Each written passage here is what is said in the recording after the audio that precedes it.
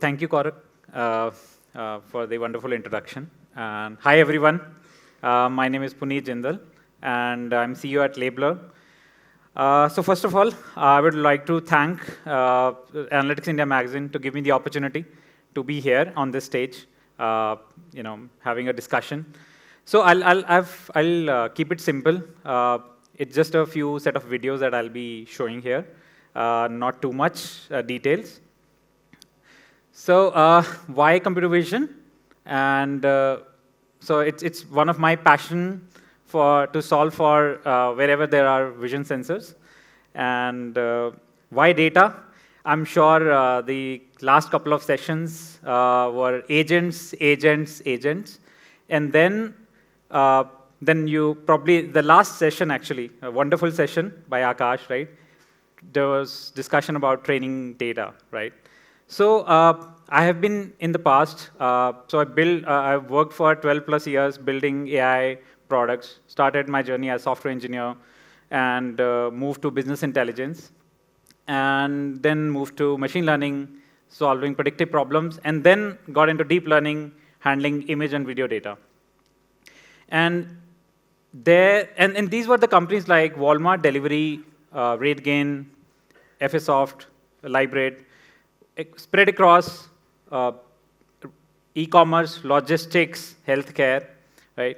One common pattern is where I found out that I can enable a lot many AI ML engineers teams if I focus on my focus on the building the data systems for them, so that they can focus on building the AI systems faster and faster time to the market, right?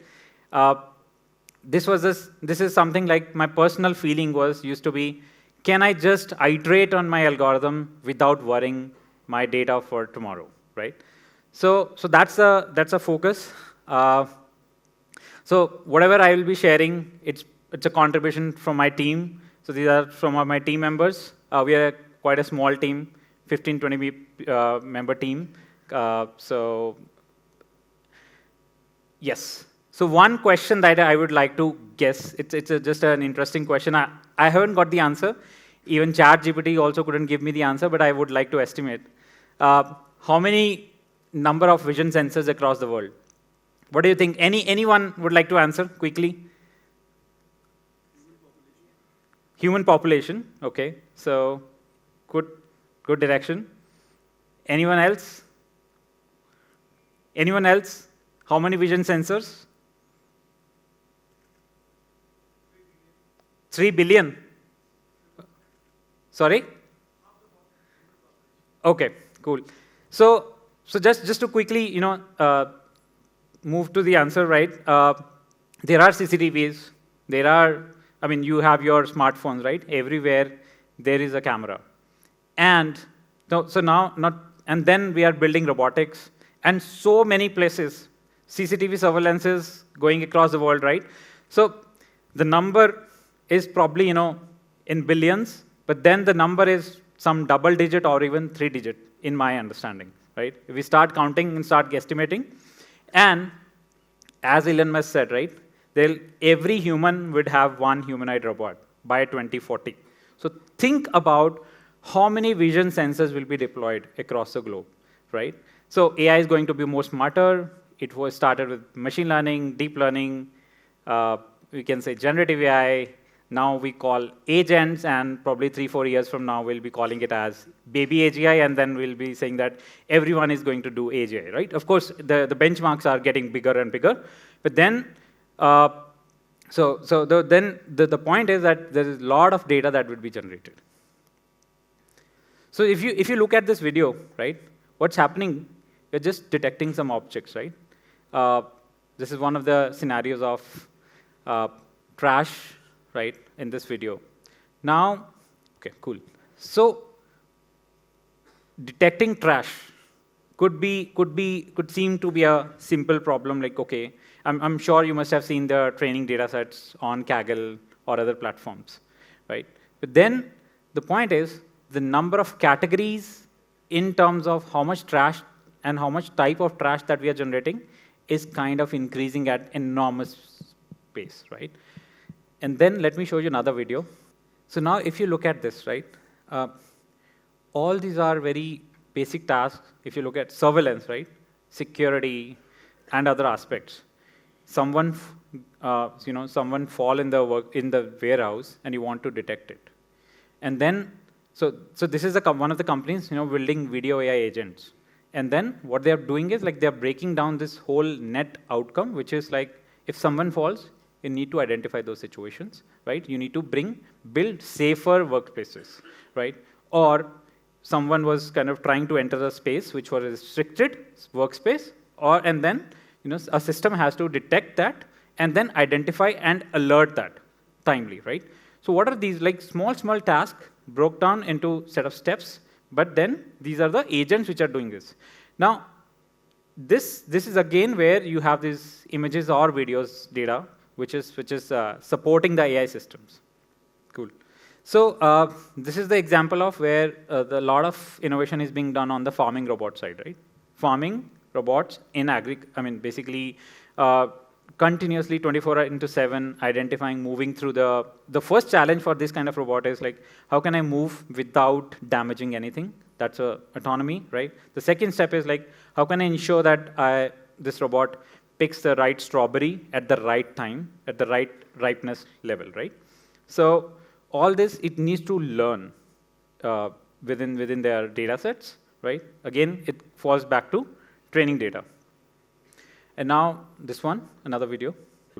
So this is one of the videos what Toyota AI Research is working on, and many other AI labs.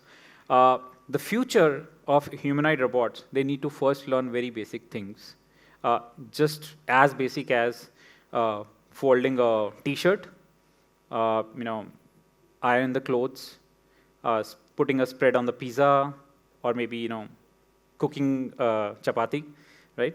So there are enormous type of tasks that we do in our daily lives, and if we want to make humanoid robots a reality, we need to first generate these data sets, and then such type of data sets are not there in the public domain, is going to be one of the biggest challenges, right? Just one of the old tweets by Andre Karpathy. How many of you know about Andre Karpathy? I'm sure many of you, right? So he just posted this engine, and what are the videos that I showed, right? It's not something that generating data is a unsolved problem. It's a solved problem. But then a company like Tesla did already for the self-driving cars. But that's one of the first use cases, in my understanding, in mainstream, where we actually got to know the value of building an engine which can generate data very fast and enable the AI systems to adapt, right? And so if you look at this, the workflow is very basic, right? Let's say you have your first model out there. In today's time, we do have generative AI models, right? You can directly start with that, vision language models and all, which will first, let's say, identify where the self-driving car commanded that, okay, whether you are doing it right or not. Let's say it made a left intersection where it should have made a right intersection, right turn, right? And then identify an inaccuracy, and then you identify what are those so many mistakes that the autonomous car has made. Use that to only focus on improvising the data. Let's say some mistake, whatever the mistake has done, the humans need to support that, improve that, right? And then put that back into the training system and kind of improve the AI model, right? Now, this essentially, it's like, it's almost like, in the technical terminology, it's a data engine which has a combination of iterative data acquisition or identifying the relevant data where the effort should be built, right? And then, focus on retraining and then evaluation. Now, evaluation is what? How many of you are from software, have been writing softwares, right? So we used to write software unit tests, right? So what used to work in software development as unit tests is what in the data domain is called data unit test. interesting, do search it out on internet, how Tesla built data unit test. And actually, what we are now naming it, something popular called as evals in a way. We are building those basic ground truth or benchmarks, saying that, okay, this is what is true, this is how it should happen, this is where my current engine is, or my AI system is. It has to operate in these limits, right? So we are sort of giving it some objectives, outcomes, right? In the agents world, we are going to give them the outcomes. So this as AI is kind of iterating, right? We are giving it new names because of their improved abilities. At the same time, the fundamental challenge would still remain the same, that how do we collect the contextual data? It's just that we need to give it more context, whatever is not available in public. So training data is the food for AI, is what is the underlying principle here, right? Now, the thing is, it might take a day to reach 80% accuracy. I'm just using the numbers very loosely. It might take a week to reach 85% accuracy. It might take a month to just probably cross 88%. And it could take a quarter to just cross 91%. And it might take a year also to just cross probably 92, 93%. Interesting thing, generative AI has helped us, is that it has enabled us to reach some basic accuracy levels. But the point is, as we are deploying it across systems more and more, and it has enabled the adoption, right? If there were 100 companies or 1,000 companies before generative AI, now there are like 10,000, a lakh companies which started doing AI. Oh, everyone said, oh, wow, now it's much easier to kind of build AI. But the moment they started doing that, and they deployed it, and suddenly started generating revenues, and said, okay, now we have more customers, more scenarios, and suddenly you find out that, okay, you don't have that data to optimize on that, right? And now that will happen same for agents. More and more we deploy agents, the more there'll be, it'll be easy for probably billion companies, not billion companies, but then, so the million companies to kind of build agents, but then everyone, in a nutshell, will be doing an AI, right? But then who will bring that data to the system, right? And so that's where the scaling challenges are, right? How to ensure that you get only the good data, and as Andrew said, right? It's not the time of big data, but you really need good data for your AI. I would say in the context of agents world, right? You really need much more deeper data. More than good data, you also need the deeper data, right? Now anymore, you don't want to just detect a person, but you also want to detect what the action that the system should take, right? So that data, I'm sure you will not find not even like 1,000 data sets out there, right? So, and one of the instances, and the videos that by the way, the videos that I showed are all the real use cases that we are working with our customers. These were all customer names that we are working with. So whenever we talk to them, the AI leadership, right, the biggest nightmare for them, as we are doing and tuning the AI faster and faster, we say that, okay, we will update our AI every day. The more risky it becomes. Why? Because if somehow you have a system which is not able to control that bad data going into your AI pipeline, I'm sure I don't need to ask like all those AI engineers here what could be the outcomes and what risk that would be, right? So I have been at that space in the past, so it's really scary. So AI data bad quality, garbage in data going into my AI systems is really, really a nightmare for them. And so it's important for a data engine to identify and flag where is the bad data. And that's where it's really important, right? So I'll just quickly move further. So there are 3 components on a high level, though there are so many components to build a right data engine. Now, I could be talking about only the vision sensors right now, but then these things are, in a nutshell, applicable to other modalities as well, okay? Uh, Optimal data curation, quality and formatting, high-speed labeling. So I'll show again what that means. Optimal data curation is like, what is the most diverse data? Even Akash pointed it out, right? How do you generate diverse data sets, right? Diversity, right? It's not about the volume just, but then it's also about the diversity in the data. So you should have methods, you should have techniques to identify the valuable data for the right relevant use case. You cannot just go on identifying or using any data because there is a cost associated to it. You have to also bring it down.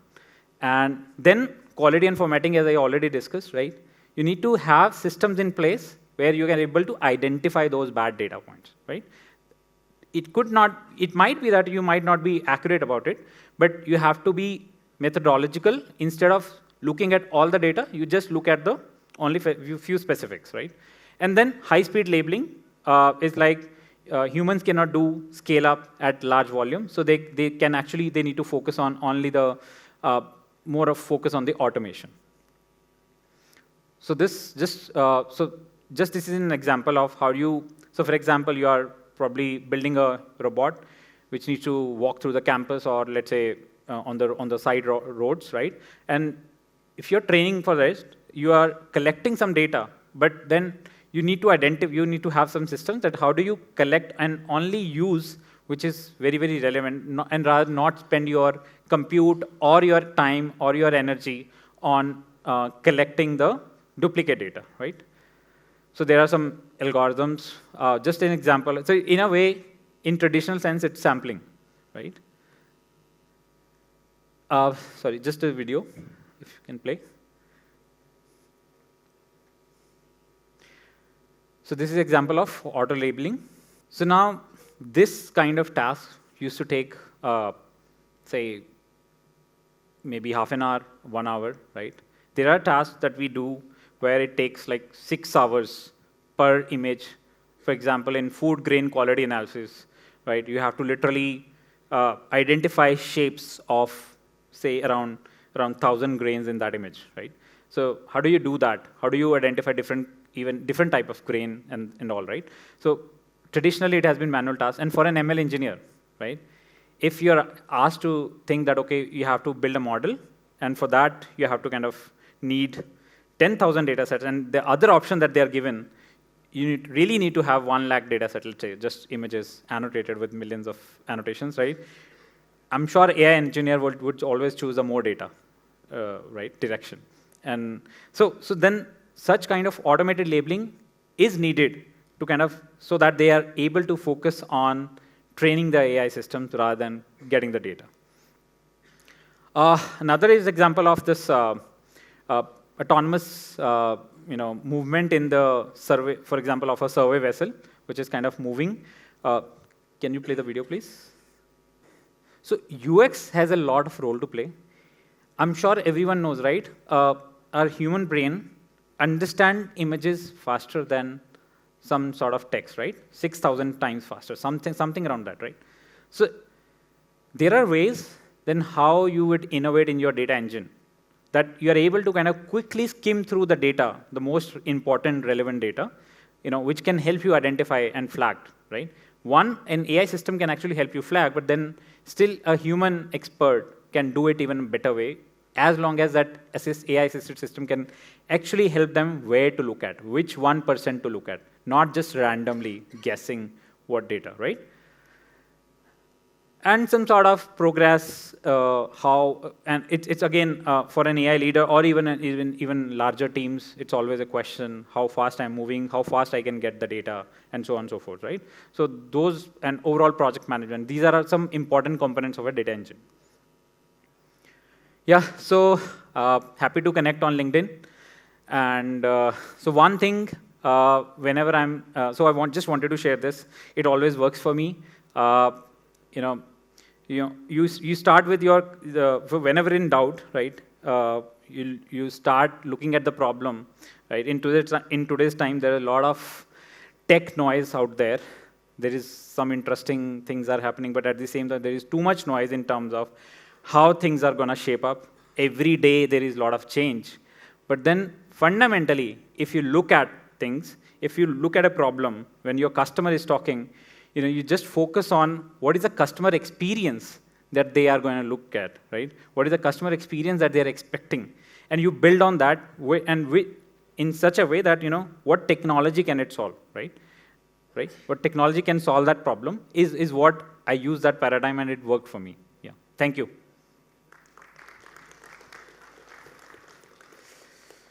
I think we have 7 minutes. Okay, so any questions? Yeah.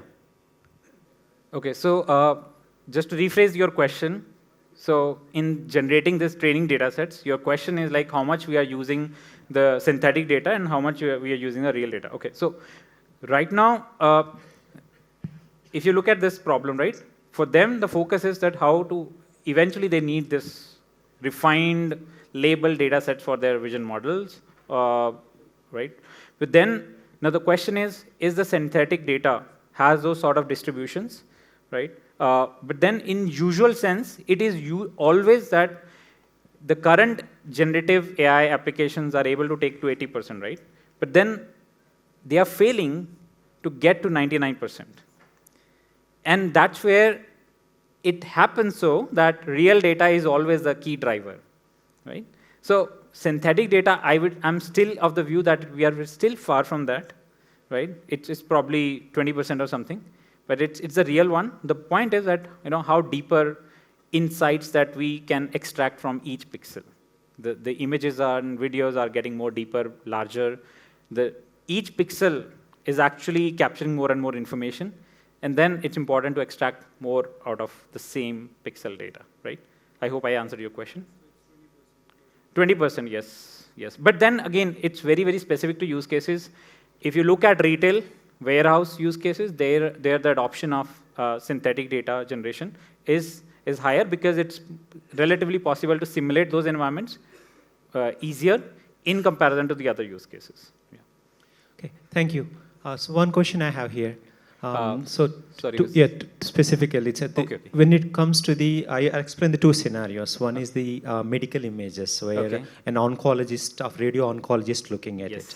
So why is that the AA systems kind of like label it with the pre-knowledge they have, and then they will need to be validated with the radio oncologist that says this is the right labeling. Once the radio oncologist says yes, it is right labeling, it should automate the process. So that's basically a human intervention at some point. Yes. Then based on the human intervention, label it for the post-processing. Yeah. So that scenario, like how is it, how are you guys doing? That is first question. Second question is that while we are processing PDFs, for example, like columns are there where the column name is alt. Alt means alternative. But the computer system doesn't know that. Wherever the alt comes up, the human intervention comes up, yeah, this is equivalent to alternative. So while processing the text of such nature, how are you guys helping in that? Confirming a human interaction, then helping us for post-automatic pre-processing. Okay, so I think interesting questions and two questions. So first is around medical imaging, right? And to kind of re-understand your question, right? I mean, it's like when there are medical images, the human in the loop, the radiologist confirms on that. So, and your question is particularly? Once it confirms it, the post images needs to be, the AI should automatically create a synthetic data. Correct. And then use it for the intelligence. Yes. And then in the cases of a text processing in the PDFs and other things, if there is acronyms like alt and all is there, human intervention will come, and then similar process like how the labeler is kind of doing this kind of activity. Okay, so the workflow is very simple in our case for now. So it's like the first level. So they now, given that they're now Gen AI marketplaces, model marketplaces. I would not even call now Gen AI marketplaces, it's the model marketplaces, right? The moment you bring your data or connect your data to cloud, right? The system identifies which are the best models out there, which can do the first level job, right? It could be the customers themselves, I mean, the AI teams then would be doing it, but our system can does this job, right? And then in case of medical imaging, it's tougher, right? And then this is where the radiologist first take a look at the past, like first batch of data, which is identified as by the system as like, okay, where is the, out of, let's say, in case of medical imaging, we don't talk about million images, we talk about in like literally thousands, right? And there we say, okay, which, let's say, 100 out of the whole system are the best possible representative, right? There are ways, how do we do that? But then 100 are the ones where the radiologist should look at and kind of annotate, label, refine, right? And then that goes back into the learning system, which kind of start telling, which starts tuning better for the next pass of the data set, which could be 100 to next 500 and so on. So that next time, the time to label, so it's like it works like a pre-filled form. Correct. Right? The next 500 will be done with the previous thing, exceptions again thrown to human intervention. Correct. And so similarly, and then we also merge external data sets as well. Something on the similar lines of what we've been talking about as RAG, right? We call it RAG, we don't call it RAG. The point is that, okay, there is some base reference knowledge in that enterprise, which needs to be connected so that system is able to better understand, right? So those are the reference data sets which help the system to be more confident where it is more accurate and where it is not. Okay.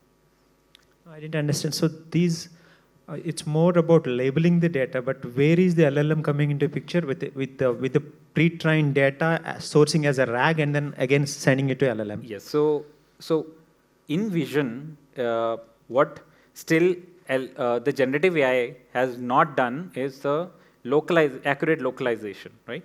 But what it has done very good in comparison to the previous ones is classification. It is still able to identify, okay, let's say just in a simple example of a picture where some person is standing.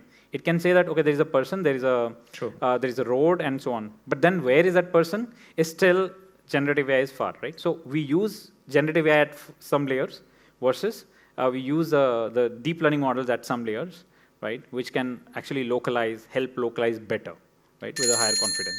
But then earlier, the deep learning models had to do even the classification by itself. Now they do the classification itself, but then they also use generative AI inputs to make the accuracy even more better in terms of classification. Right? Thank you. Thank you so much. We'll just take one last question. We'll keep Sir's question for the next session. Pick, and the other one gets to pick the question in the next one. So I wanted to ask, how will you use the data engine to sort of pick rare case scenarios, especially like in sensitive domains? Sorry, can you come again, please?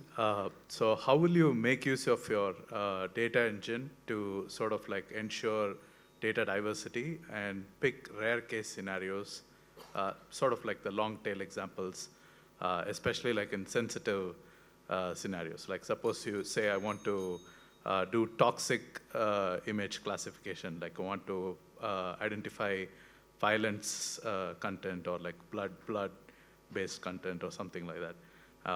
And these are like sort of like a little rare, but how will you sort of like make use of the data engine? What are some of the techniques you would recommend adopting in such sort of a data set generation process? Okay, so one is like, so your question has two parts. Quickly, I'd like to answer, right? So one is like identifying the diverse data and then also identifying the rare cases, right? So identifying rare cases is something that we yet is not something that we have productized in the sense, right? Because it's still, we are far away. Something called as RLHF scenarios you might have heard, right? I mean, a lot of work is going on. A lot of knowledge still need to be acquired and digitized into one place, right? However, the first level data engines is where, so that's where you have domain experts and you have this, this kind of data engine, which is able to collect, do the first level work, and then create some reference data sets for the rare cases, okay? That, okay, this case hasn't come, but this is how it will look like, okay? That's one. The identification of diverse data sets is where, so for example, think of it like whenever we work with the AI teams, right? It happens in batches, right? Batch 1, batch 2, batch 3. We call it as batch 1, batch 2, batch 3. So as you keep annotating, you have these reference data sets. We also put a lot of markers that saying that this is a complex data, this is a complex image, and even annotated, how much time an annotator took it in terms of reviewing, let's say, also is a signal for us to identify whether there's something is different, or number of annotations per image versus where they are in the image. So a lot of these signals that we use to identify those complex data. And then the experts look at, okay, out of this last batches, these are certain set of images or videos where which are diverse, possibly, and could become the sort of what we call as data unit test for the future system as a reference point, right? So these are just simple statistical ways that we use. Then there are some feature engineering or deep learning embedding-based techniques on how we identify those scenarios. I mean, there are so much to do yet. We are doing some of them, but then there's a lot to do that can be done, right? Yeah. Thank you. Thank you so much, Puneet. Ladies and gentlemen, a very, very insightful session. Please put your hands together for Puneet Jindal. Thank you so much, Puneet. Thank you. Thank you, everyone.